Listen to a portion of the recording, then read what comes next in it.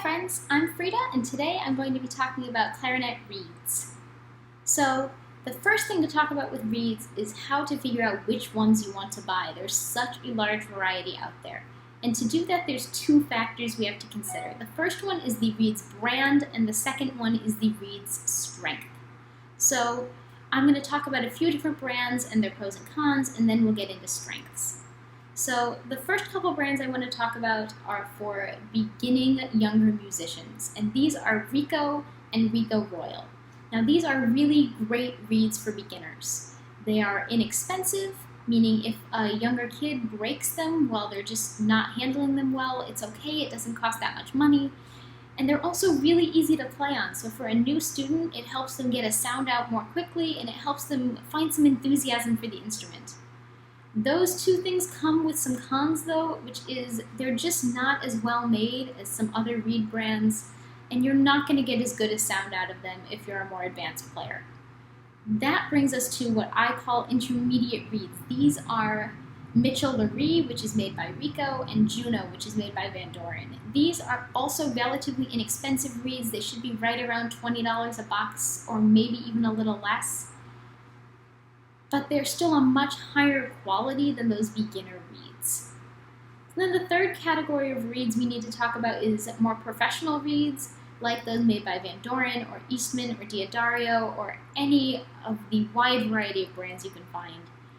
They all have pros and cons. Everyone has their favorite. Mine, if you want to know, is the traditional Van Doren reed. It comes in this blue box that you can see over here, and it just works really well for my sound. I cannot tell you which brand of reeds to buy because you and your instrument have different reed-based needs than me and my instrument. But I can tell you how I would choose a brand if you just have no idea where to start, and that is try to get 2 or 3 reeds from each of the brands you're considering.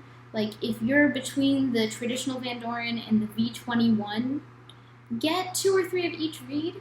Soak them all, try them out, see what sounds good after a couple days, and then go back and get more of those. Make sure you're using more than one reed to try out a brand because every box of reeds has some that are going to be better than others. So if you just try one, you're never going to know if you don't like the brand or if you just got an unlucky bad reed. So make sure you try more than one. So the next thing to consider when you're buying a reed is the strength of the reed. So every brand of reed comes in strengths between 2 and 6. Most people spend their entire lives playing between 2.5 and 4.5. Anything beyond that is a little extreme. A 2.5 strength reed is mostly for brand new players. It cannot play the whole range of the instrument for most people. So just start your kids on that if you're a teacher, start on those if you're a beginner, and then move off of it once you start to feel ready. The strength of the reed is how resistant it is and how hard it is. So a harder reed is a little more difficult to play on, it has more resistance, but it can give you a much warmer, darker sound if you're ready to play on it. I play on strength 4 reeds, but I started on strength 2.5 reeds. So it's all about finding what strength makes you feel comfortable. To figure out what strength makes you feel comfortable if you're really not sure is a lot like trying to figure out what brand of reed you like. Find one brand and get 2 or 3 different strengths and try them. Try more than one reed on each strength just to make sure that you're getting good reeds for each one and just see what works out best for you. Everyone is a little different with what reed they use and what strength they use, so find what works for you, and that will be what helps you get a really nice sound.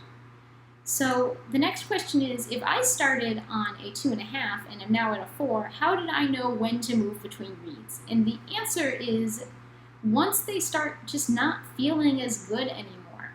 When you first start playing on a 3, it's probably going to feel really great, and you're going to have a really nice time getting a nice sound. But at some point, that 3 is going to stop giving you a nice sound quite as frequently, and eventually it's going to stop giving you a nice sound altogether. That's when it's time to start considering moving to a 3.5. Try a few of them, see if it helps you feel better about your sound, and if it does, you're probably ready to move up a strength. So the last thing that we need to talk about is reed care. This is so important because, first of all, reeds are expensive. We want them to last a long time so we don't have to spend a lot of money on reeds. And reed care is really easy.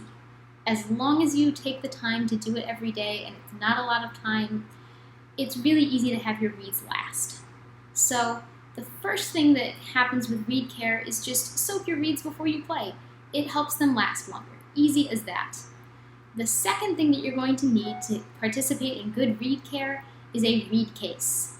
I have a couple reed cases here that I want to show you. The first one is my reed case that I use with my instrument every day. And that is this one. It is made by Diodario. It holds inside 8 reeds, so there's 4 here, 4 on this side, and this nifty little humidifier pack, which just keeps all the reeds stored at a really nice temperature. This is great. The disadvantage of it is that it is bulky and it costs about $25. If you want something that's both a little slimmer and a little less expensive, you can get something that is more like this. This is also made by Diodario, but lots of different companies make them. I got mine because of this nice pretty color, and it holds 4 reeds, and it does the exact same thing. It just keeps your reeds nice and safe, and it dries them out correctly. It's great. The one thing that you're not going to want to store your reeds in is this. This is the small plastic case that your reed came in straight out of the box. And I can tell you exactly what to do with these, which is take your reed out of them, then throw them away. You do not want them. You do not want your reeds in them. Get them out of your case, get them out of your house, get your reeds out of them. It will dry them out incorrectly, it will make them sound worse, and it will make them not last as long. You do not want to put your reeds back in that case. There's my little tangent about that. So the next step in reed care is rotating your reeds. So what you can do, if you have one of these wonderful little reed guards, is number your reeds. So let's say on Monday you play on reed 1, which is in this spot. On Tuesday you'd play in reed 2, which is in this spot. And on Wednesday you'd flip it over and play in reed 3, and then reed 4 on Thursday. And then start the cycle over and just rotate your reeds. That gives your reeds a chance to just readjust to the weather if the weather has changed. It gives your reeds a chance to dry all the way. Even if your reed is dry to the touch, it may not be dry inside. It gives your reeds a chance to dry out. Rotating your reeds will make them last longer, and it will give you a better sound and more working reeds. In order to rotate your reeds, there's one last rule of reed care. You should always have at least 4 reeds that you're working with at any given time. You don't have to be using them all every single day. That would just be silly. But have 4 reeds that are not broken, that are not cracked, that are not chipped, just to make sure that you have functional reeds all the time.